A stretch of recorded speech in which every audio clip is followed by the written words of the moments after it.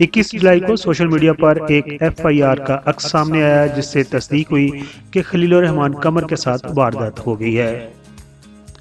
FIR के मतन में खलील उर रहमान कमर ने बताया कि रात तकरीबन 12 बजे नामालूम नंबर से कॉल्स आ रही थी। जब मैंने कॉल वसूल की तो दूसरी तरफ एक औरत बात कर रही थी और उसका नाम था आमना अरूज और कहने लगी कि मैं आपकी बहुत बड़ी फ़ैन हूँ, इंग्लैंड से आई हूँ और आपके साथ ड्रामा बनाना चाहती हूँ और मुझे बहरिया टाउन की लोकेशन सेंड कर दें। उस लड़की के साथ 15 दिन से चिट चैट चल रही थी। फिर मैंने उससे कहा कि आप मुझे अपनी लोकेशन सेंड कर दें, तो उसने मुझे बहरिया टाउन की लोकेशन सेंड कर दी और बहरिया टाउन मेरे घर से कुछ ज्यादा दूर नहीं। मैं लोकेशन पर 4:40 सुबह के वक्त आमना अरूज के कमरे में चला गया। उसी दौरान मेन दरवाजे पर दस्तक हुई। आमना अरूज ने कहा कोई डिलीवरी देने आया और दरवाजा खुलते ही तकरीबन 7 के करीब लोग जदीद असला से लेस अंदर आ गए, जिन्होंने मेरी तलाशी लेना शुरू कर दी। मेरा पर्स भी ले लिया जिसमें 6,000 रुपए थे, एटीएम, शनाख्ती कार्ड, मोबाइल फोन और गाड़ी की रजिस्ट्रेशन कॉपी गन पॉइंट पर छीन ली। मेरे मोबाइल का पासवर्ड जबरदस्ती पूछा और फोन का डाटा अपने मोबाइल में ट्रांसफर कर लिया और मुझे बुरी तरह तशद्दुद का निशाना भी बनाया। ये तो वो बातें हैं जो आप सब ने मुख्तलिफ सोशल मीडिया प्लेटफॉर्म पर सुन ली होंगी।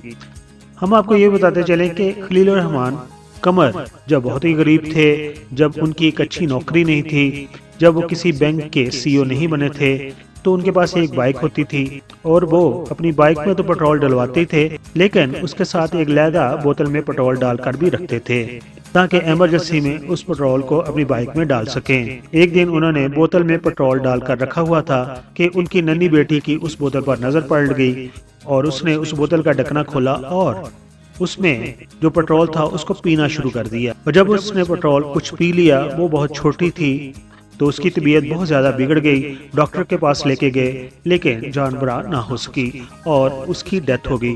खलील रहमान अक्सर कहते हैं मुझे अपनी उस बेटी के मरने का बहुत दुख है और मैं सोचता हूँ कभी कभार कि काश मैं उस स्पेयर में पेट्रोल बोतल में डालकर ना रखता और आज मेरी बेटी मेरे साथ होती और देखती कि उसका बाप कितना बड़ा इंसान बन चुका है। दोस्तों, ये थी कहानी उनकी नन्ही बेटी की कि उसने पेट्रोल पीकर कैसे जान दे दी। अब बात करते हैं कि खलील उर रहमान कमर ने कैसे मशहूर अदाकार, सदाकार, डायरेक्टर, प्रोड्यूसर फैसल कुरैशी की बीवी से इश्क लड़ाया और फिर तलाक दिलवाकर उससे शादी कर ली और फिर उससे उनके 2 बच्चे भी हुए। देख कर तुझको मैं गम दिल के बुला देता हूँ।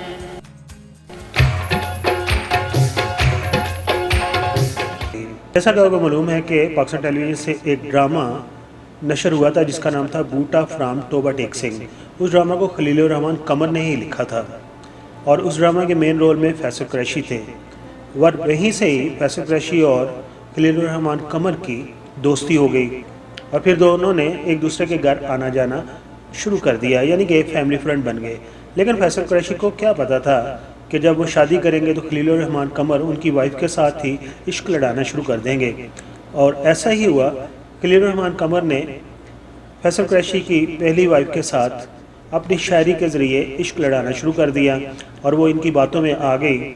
और फिर जब फैसल कुरैशी और उसकी वालदा को पता चला तो उन सब ने उस किस्से को दबाना चाहा और लड़की के वालिदैन की मर्ज़ी से बड़े आराम से उन्होंने उनको तलाक दे दी, जिसका किसी को आज तक मीडिया पर पता भी नहीं चला था। जब फैसल कुरैशी ने अपनी पहली वाइफ को तलाक दे दी थी तो उस वक्त उनकी एक बेटी भी थी जिसका नाम था हानिश कुरैशी। जो ही फैसल कुरैशी ने तलाक दी, खलील उर रहमान कमर ने उनसे शादी कर ली और उसकी बेटी को भी एक्सेप्ट कर लिया और उसके बाद उसने अपनी दूसरी बीवी को इंग्लैंड में सेटल करवा दिया। यही वजह थी कि जब फैसल कुरैशी की बेटी की शादी हुई थी, फैसल कुरैशी उस शादी में शामिल नहीं होते।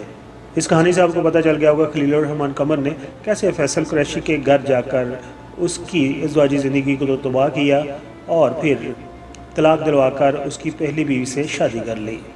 आप इसके बारे में क्या कहते हैं? कमेंट्स बॉक्स में अपने ख्यालात का इज़हार ज़रूर कीजिए। Thank you.